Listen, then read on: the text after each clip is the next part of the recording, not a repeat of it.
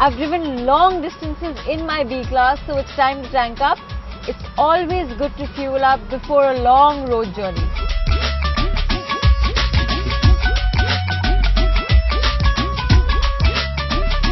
Before I take on the road, I also want to look over a few things.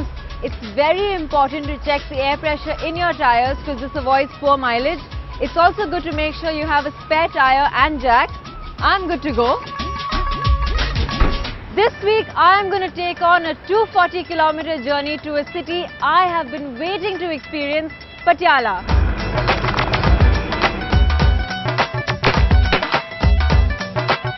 Welcome to Follow the Star, the show where, well, we take on the road.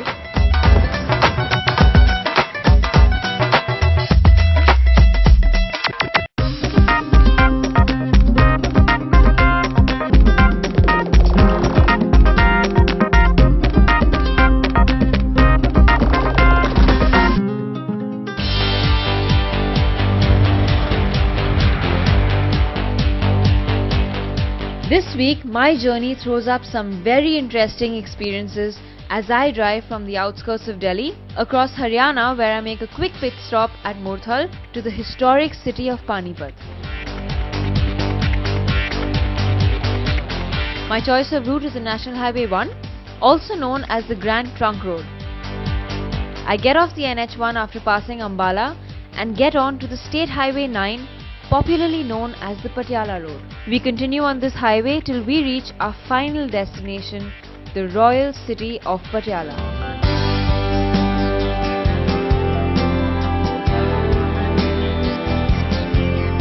The famed author Rudyard Kipling described this road as such a river of life as nowhere else exists in the world. Historical evidence suggests that the Grand Trunk Road dates back to the Mauryan rule. The path was revived by Sher Shah Suri in the 16th century and later upgraded by the British in the mid-1800s. The Grand Trunk Road starts from Chittagong in Bangladesh, connecting India's eastern and western frontiers. It then crosses over to Lahore in Pakistan and finally ends up at Kabul in Afghanistan. Today, the road covers a distance of 2,500 kilometers. As I was getting out of Delhi, there was some construction work happening on the roads. But post that, the drive so far has been pretty smooth.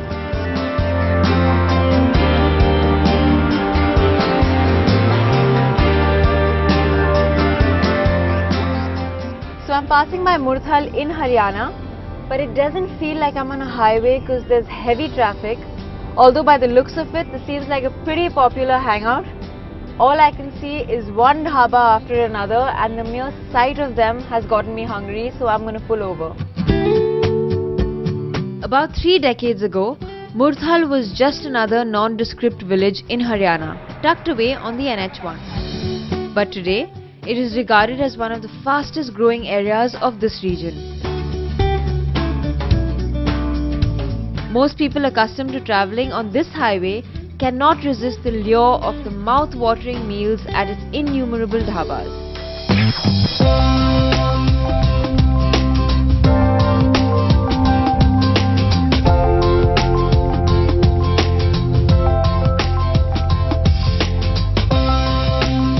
Now you must be wondering why I'm getting into a top-notch hotel when this place is actually famous for dhabas.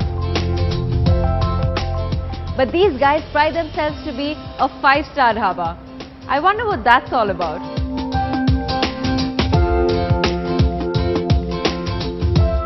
The Haveli chain of dhaba hotels can be found across the Delhi-Karnal stretch of NH1.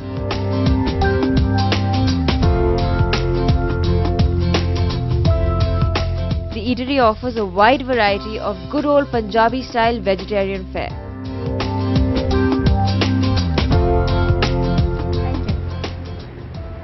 So I've just been served an authentic Punjabi dhaba meal.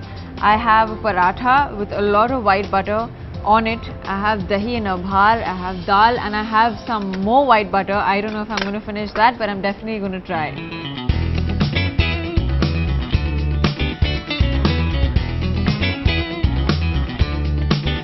That's a lot of butter for my liking, but trust me, it's yummy. the one thing I've been told to definitely try at Haveli is their sweet lassi. I'm not a very lassi or curd person, but I've got to try it.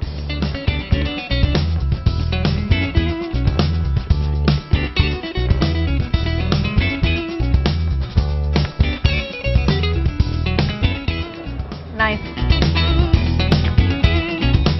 The service is quick, the staff is friendly, and most notably, there is a large outdoor food court and ample parking space for travelers on the go.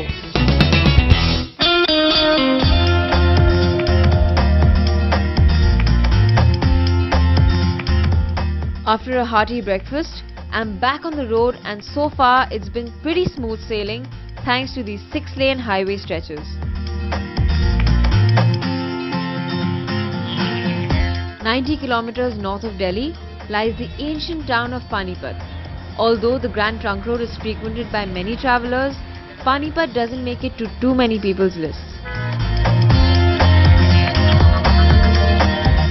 I've just entered Panipat, and as you all might know, it's one of India's most historic cities. It was the scene for 3 major battles that altered the course of Indian history.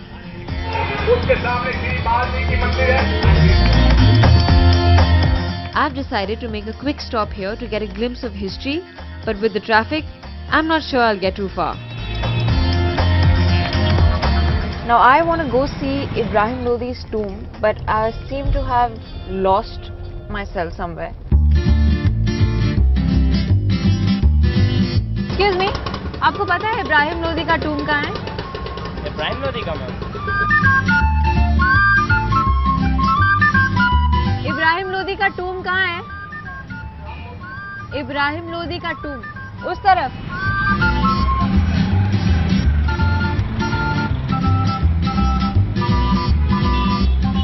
I would have loved to see Ibrahim Lodi's tomb, but I have much more to discover and much more to explore, and I'm losing time, so I think I'll have to give it a miss. Abandoning my search for Ibrahim Lodi's tomb and driving through extremely congested streets, I'm going to make my visit to Panipat count by picking up some mouth-watering pickles from here. While driving on the NH1, an absolute must-buy is the pickle from any of the Pachranga achar shops. They sell a wide variety of Punjabi-style pickles, ranging from the typical raw mango flavor to some rather unusual concoctions. So I'm at the Pachranga achar shop, and if you're on the NH1, you have to stop over and pick up their very famous pickle. That's exactly what I'm here to do. अचार की कितनी varieties है आपके पास? हमारे पास अचार पचरंगा अचार में 70 तरह की वैरायटी है. 70? 70? कौन कौन सा प्लीज बताइए. मुझे तो सिर्फ आम, नींबू, mixed vegetable.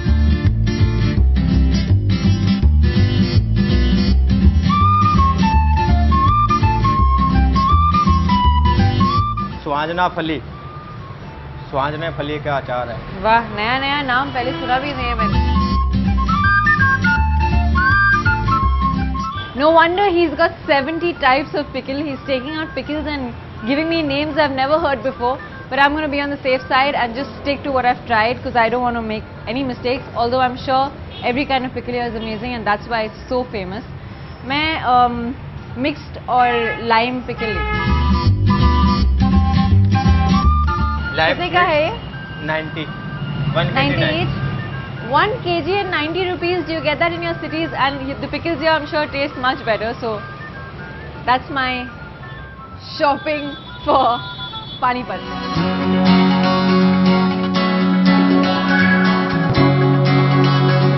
Maneuvering through the traffic in Panipat was quite a task, and I feel relieved after crossing the Larsen and Toubro toll, as I'm now on the Panipat Elevated Expressway, which is a 6-lane highway. So I'm quite surprised with the road conditions, because the last time I was here, the roads were under construction, but now with these new flyovers up and about, the roads are really good.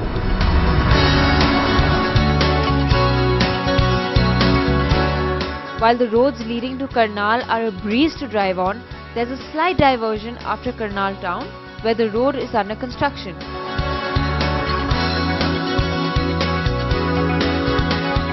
This narrow bumpy stretch continues right up to Ambala. I'm at Ambala right now, which is famous for its railway junction. It's the last city in Haryana before I cross over to Punjab.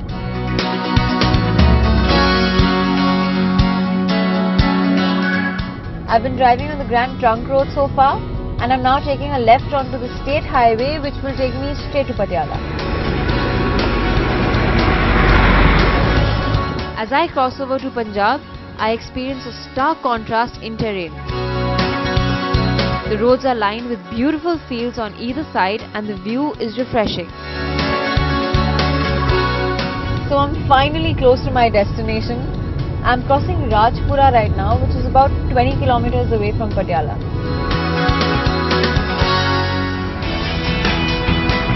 I reached my destination, Patiala, and indulged in the countless activities this vibrant city has to offer.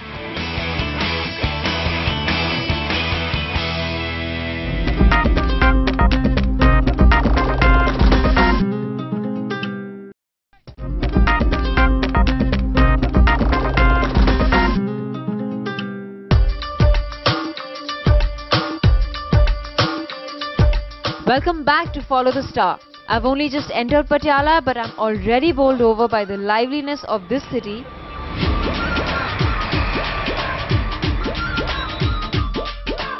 There's some activity or the other in every corner of this place, and I can't wait to dive in.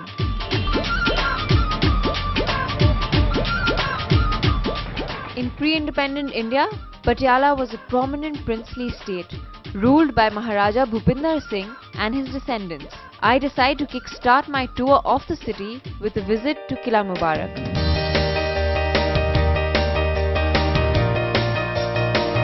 This majestic fort sits in the heart of the city and was once the residence of the royal family of Patiala. What's more enjoyable about a trip to this side of town is driving through the narrow lanes that surround the fort.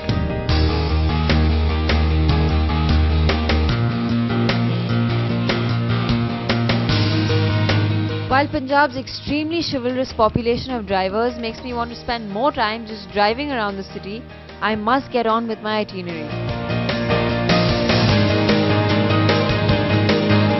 My next stop, a gun club.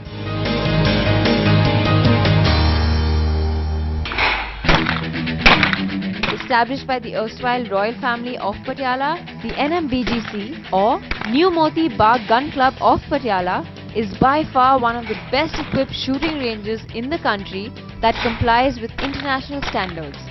Over the years, Punjab has produced some of the best shooters in the country, and now that I'm here, I've decided to try my hand at the sport. I'm meeting Vishavdev Singh Sidhu, an international shooter who has offered to take me through his paces. Hi Vishav. Hi. How are you? Good. So I have Vishav with me, who is a national level shooter, and he's going to tell us more about this amazing culture of shooting in Punjab. So Vishav, tell me something about shooting in general. Like, I only know terms like trap shooting and speed shooting, but I have no idea what the difference is. So tell us something about it. See, to a novice, I think they use these terms interchangeably, as in trap and skeet, which basically refers to these clay targets which we shoot. But in general, they are totally different events. Like these boys here right now, they are doing skeet. Okay. So skeet goes at a fixed trajectory, and you keep changing stations where you change angles. Okay. And trap is basically you have 15 machines in this trench, and all birds are going away from you at about 62 miles per hour. Okay. So that's approximately about 100 kilometers per hour. Oh my God. Yeah. So how do you get it right? Isn't it really difficult? It's a matter of practice. It's a sport which requires lots and lots of practice. But tell me something. How does Punjab continuously produce these amazing shooters all the time? This is not just my case. Punjabis being a martial race, they've always had the love for weapons, weaponry, guns, and children have been associated with guns from a very young age. Okay. And I think that's what works, and that's what makes champions. So, is it possible for me to try my hand at shooting? Yeah. It is? Yeah. Oh, I'm super excited. I'm going to go check out how good or how bad I am at shooting. Let's go. Watching these shooters fire has got me excited. I've never really held a gun before, but I'm all set to give this a shot. This gun is massive and I'm going to need rigorous training just to be able to hold it. Or maybe I'm just not a gun person.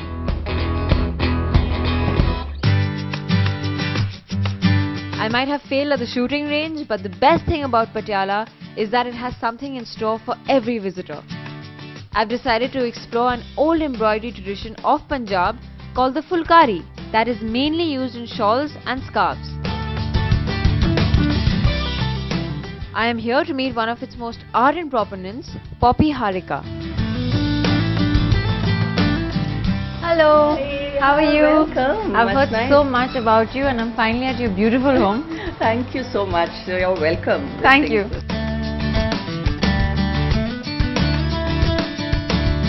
Tell me about the history of Phulkari. I'd really like to know.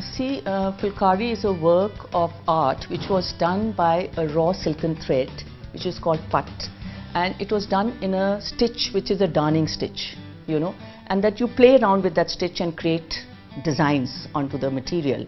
Now this Phulkari comes from the word flowers spread over the material, full, you know.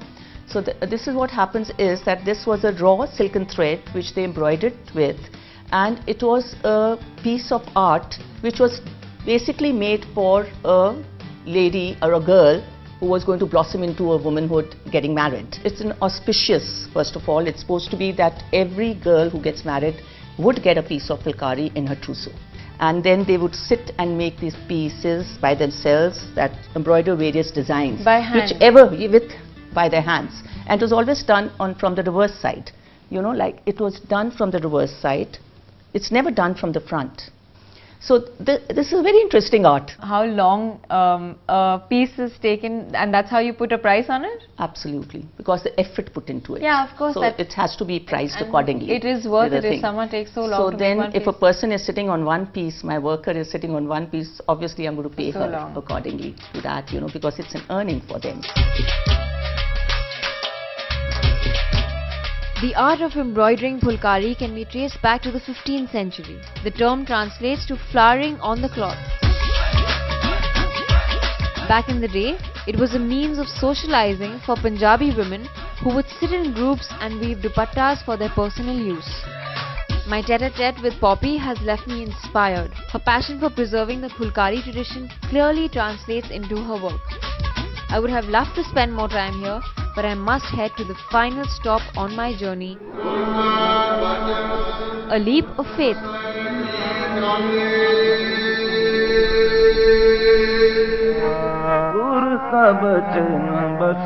Gurudwara Dukh Niwaran Sahib is situated on the Sirhind road. It is frequented by devotees from different walks of life who pay their respects to the Guru Granth Sahib, the holy text of the Sikhs. The Gurudwara also houses the Guru Ki Langar, or a 24-hour community kitchen that serves vegetarian meals to everyone visiting the Gurudwara.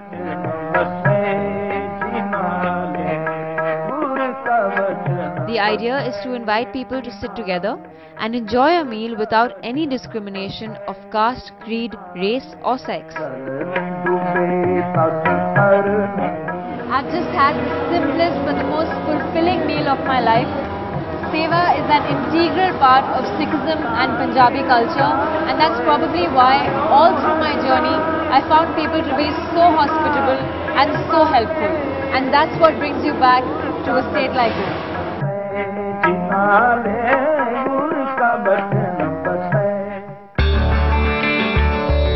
Punjab is a visual delight with its lush wheat fields and colourful markets. Dig a bit deeper and you'll find the friendliest population whose genuineness is bound to make you smile. My journey from Delhi to Patiala has been exciting. The drive was enjoyable, except for a rough patch in Panipat and a few bumpy roads after Karnal. But if I have to pick one highlight of my trip, it would have to be the people of Punjab, who are the real stars of my journey. My road trip to Patiala might have wound to a close, but I know I'll be back.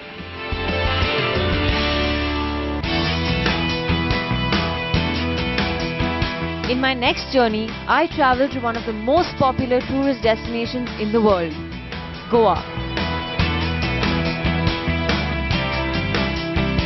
What I'm going to do in Goa? Well, just follow the star next Tuesday at 8:30 p.m.